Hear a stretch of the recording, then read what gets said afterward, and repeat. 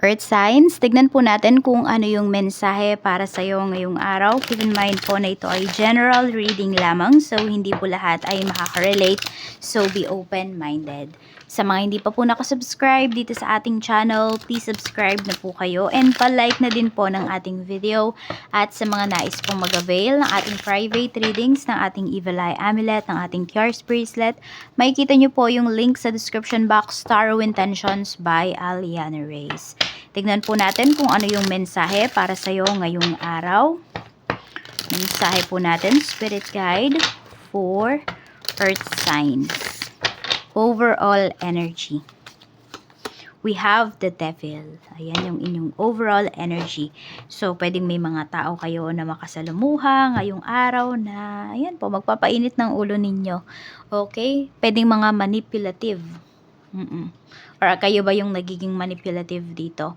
Earth signs. Pero hindi nyo napapansin na nagiging manipulative na pala kayo. So, we have the Devil. Pwede rin po na may mga binabago kayo sa inyong sarili. Pwedeng sabihin natin kung kayo yung nabubuli before. Ngayon, nako, hindi na kayo magpapabuli. Pero hindi na rin naman ibig sabihin nito na kayo yung mambubuli. So, very passionate kayo sa inyong ginagawa. Yung iba nga sa inyo parang sobrang addicted na kayo kung sa pagtatrabaho man po ito. Yan. Very passionate kayo sa ginagawa ninyo. Red yung aura ng karamihan sa inyo. Hindi naman lahat sa inyo, pero ayan po, meron dito red yung aura ninyo. So, sobrang kayo, sobrang goal-oriented yung iba sa inyo pagdating talaga sa inyong trabaho. Tignan natin, ano pa yung mensahe. Mensahe pa po natin, Spirit Guide for Earth Signs. We have your chance has come. Ayan po. So, ano ba tong chance na to? Chance ba to para mas pagbutihin mo pa yung life mo? Chance ba to para mabago yung life mo? Chance ba to para mas magbago ka for the better? Or ano ba tong pagbabago na to? Ano ba tong chance ang binigay sa'yo? Pwedeng yung isang tao, di ba, may binigay na chance sa'yo para magbago ka? Or ano ba? Diba? Para mabago yung life mo. Tignan pa po natin ano pa yung mensahe para sa'yo. Tignan natin, mensahe pa po natin, Spirit Guide for Earth Signs. Mensahe pa po natin. We have avoidance. Ayun, meron kayo talaga ditong mga kailangan ng iwasan. Mga tao man yan, mga sitwasyon na hindi po nakakabuti sa'yo.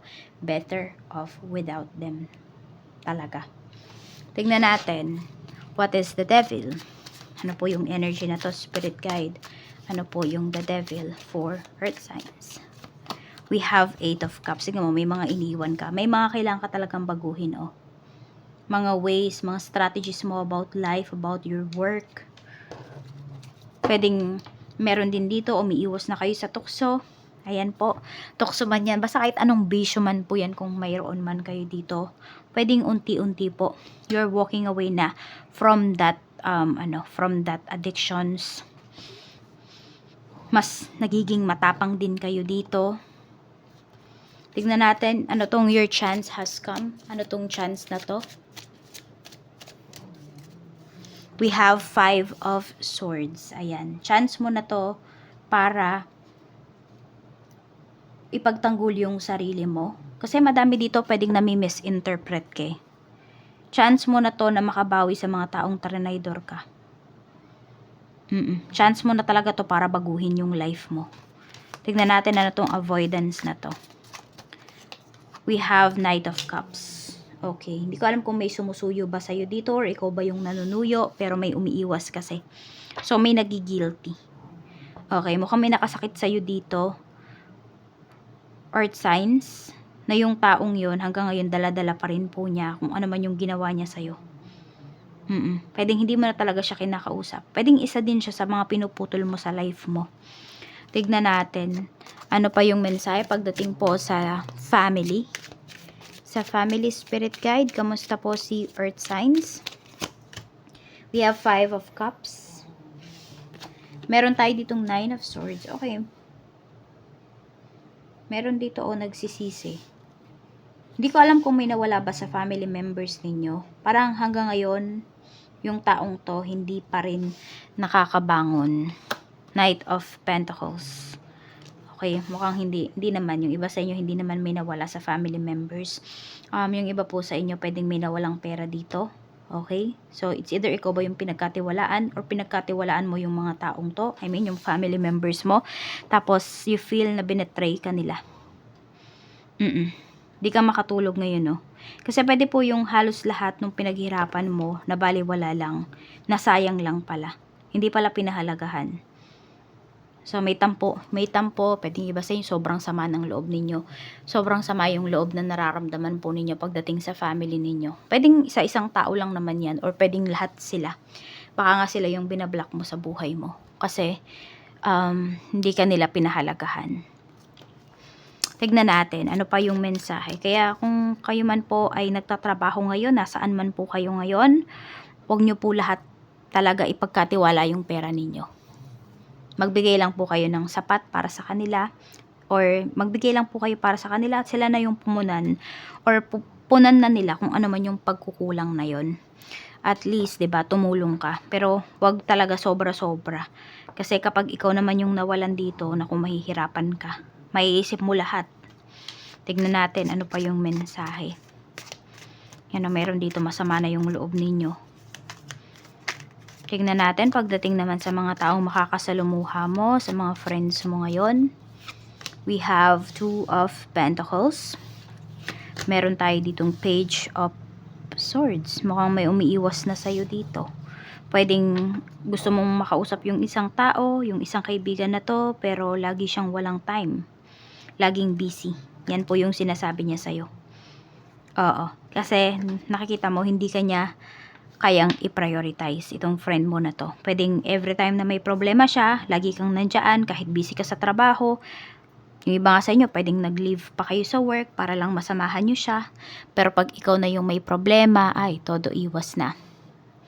Hindi ka na kayang, 'di ba? Hindi ka na kayang i-prioritize. Kaya nga hindi naman talaga lahat ng kaya mong gawin para sa ibang tao ay kaya nilang gawin para sa'yo. Kaya magtitira ka lagi sa sarili mo. Tingnan natin. Yan. Pero sa totoo lang, busy din naman talaga kung sino man yung tao na to. Itong kaibigan mo na to, busy siya. Pero kasi 'di ba, sabi nga kahit gaano ka busy yung isang tao, magagawa at magagawa niya ng paraan para kausapin ka. Pwera na lang kung iniiwasan ka talaga.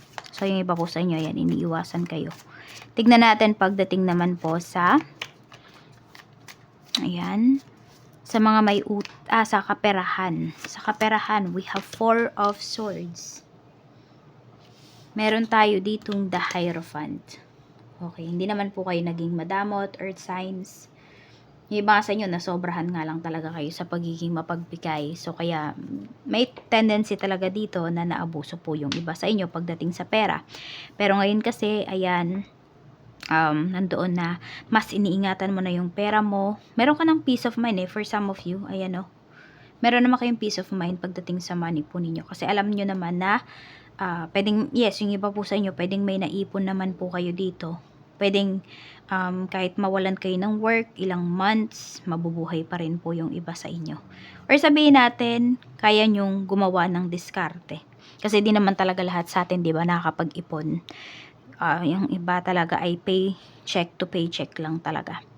Pero ayan, nandun naman po na alam ninyo na kaya nyong mabuhay kasi madiskarte po kayo.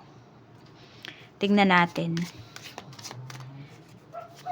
Hindi ko alam kung ano tong pinaglalaanan mo ng kaperahan mo. Pero yung iba po sa inyo, ayun, pwedeng nakapag-save na talaga kayo. Tingnan mo, red talaga. Karamihan sa inyo, red talaga yung aura ninyo. Tignan po natin ano pa yung mensahe pagdating naman po sa mga may utang po sa inyo. Makakabayad ba? King of Wands, Knight of Swords. Yes, kaya lang parang galit, no? Pag magbabayad sa inyo. Parang ikaw pa yung sinasabihan na nagmamadali ka. So, magbabayad naman po. Kaya lang, ayun, parang galit pa. Tignan natin kung kayo naman po yung may utang, makakabayad ba kayo bago matapos ang taon? We have Page of Wands. Yung karamihan po sa inyo, yes, makakabayad kayo kasi pipilitin nyo talaga na makabayad. Ayan you will do your best talaga na makabayad po ng inyong mga pagkakautang. Parang ayaw nyo na siyang paabutin pa ng next year. Gusto nyo nang tapusin yung stress ninyo dito ngayong taon. Tignan po natin pagdating naman po sa mga nag-apply po ng work. Sa mga nag-apply ng work, we have the Moon. We have Three of Pentacles. Meron po dito, ayan po.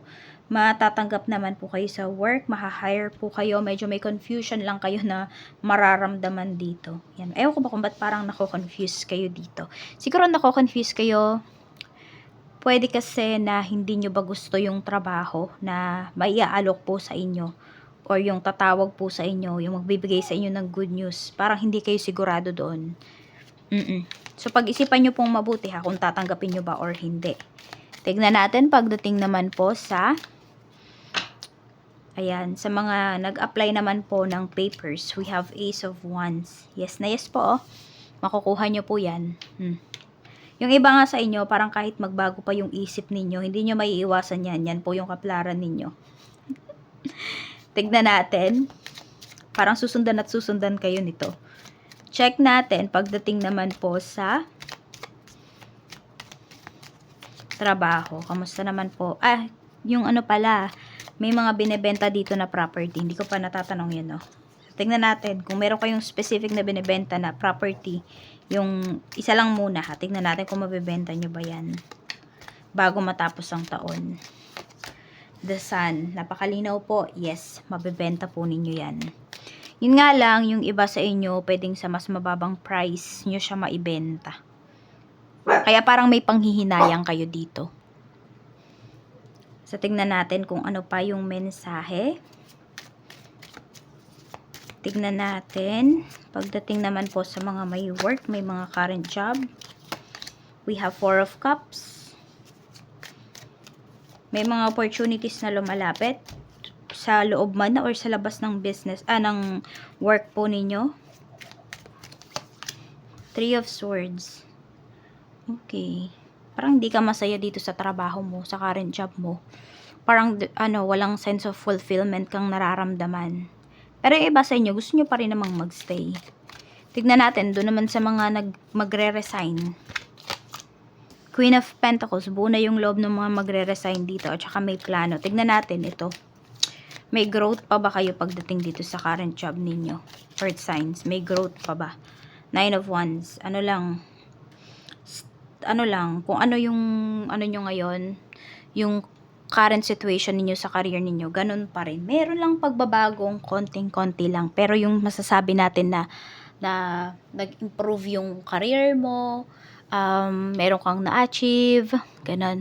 Yung mapagmamalaki mo ba, hindi aabot sa ganun. Kaya wala masyadong growth pagdating dito sa career. Sa business naman po, kamusta? Sa business, we have the Magician. We have Eight of Wands. Pag sinabi mo, na ma-manifest mo talaga. So, wag kayong masyadong, masyadong maging negative dito pagdating sa negosyo po ninyo. Very mabilis din yung ninyo, mga transactions po ninyo ngayong araw. Tapos marami din kayong mga makakausap. Magaling yung iba sa inyo sa sales talk. Ayan, mas sales talk nyo yung karamihan dito sa mga clients po ninyo. Tignan natin pagdating naman po sa mga single. Sa mga single naman po, Spirit Guide, we have Eight of Swords. Sa mga single natin dito, The Hanged Man. Walang progress dito pagdating sa inyong relationship. Walang pinapakitang progress. Parang kung nasaan kayo ngayon, pwedeng bago matapos yung taon na to, nandoon pa rin po kayo. Parang sinasacrifice nyo kasi yung sarili nyo dito eh. Kayo ba yung breadwinner sa family? Kaya yung iba sa inyo, di kayo nagkaka-love life dahil nga hindi ninyo mapagtuunan ng pansin yung love life ninyo. Kasi madami po kayong binubuhay. So, intindihin nyo rin yung buhay po ninyo. Kasi di tayo forever young. Young at heart, pwede pa. Pero diba, lalo na pag babae, diba? May biological clock tayo. Kaya yung mga babae dyan na breadwinner, mag-isip-isip po kayo. Tignan natin. Sa mga married naman po, we have the Fool. Meron tayo ditong Ace of Cups. Ayan, mukhang may tinatry kayo dito na something new ng asawa mo. Meron kayong mga projects na pwede pong pinagtutuunan ninyo ng pansin ngayon. And very relaxed yung energy ninyo together. Ayan, parang walang pressure dito pagdating sa inyong mag-asawa. Tignan po natin pagdating naman sa mga in a relationship. We have the World. Meron tayong Page of Cups. Okay. So, ang pinapakita po dito, pwedeng yung iba sa inyo, nagdiriwang kayo ng mansari, happy mansari po sa mga magkarelasyon natin dyan. Tapos, ang pinapakita pa dito for some of you, ayan po, kahit na magkalayo kayo ng person mo, meron kasing pinapakita na LDR dito. Pero nandun pa rin yung communication ninyo at maganda pa rin po yung communication ninyo. Tignan natin kung mauuwi ba yan sa kasalan. King of Swords, seryoso naman po sa'yo yung person mo.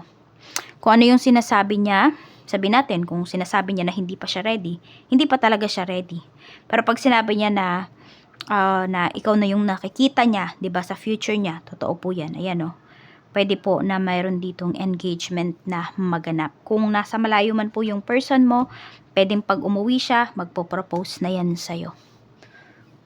So, or pwedeng baliktad, kung yung person mo naman yung nasa malayo, pag uwi niya, magpo-propose ka na. So, ayan lang po. Maraming salamat. Mag-iingat po kayo always and more blessings to come.